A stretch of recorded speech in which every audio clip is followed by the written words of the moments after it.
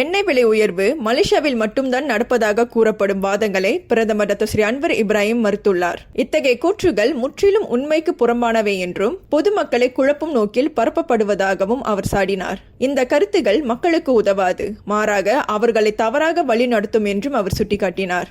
எரிபொருளை கொண்டு வருவதற்கான காப்புறுதி செலவுகள் 100% மேல் அதிகரித்துள்ளதே இந்த விலை மாற்றத்திற்கு முக்கிய காரணம் என்று அவர் விளக்கமளித்தார்.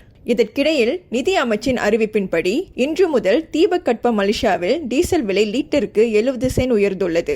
அதேபோன்று நாடு முழுவதும் மானியமற்ற பெட்ரோல் வகைகளான RON97 மற்றும் RON95 ஆகியவற்றின் விலை லீட்டருக்கு 40 சென்ட் அதிகரித்துள்ளது. மலேசியாவில் எரிபொருள் விலையானது அன்றாட விலையை அடிப்படையாக கொள்ளாமல் வாராந்திர சராசரி விலையை கொண்டே நிர்ணயிக்கப்படுவதாக நிதி அமைச்சு மீண்டும் தெளிவுபடுத்தியுள்ளது.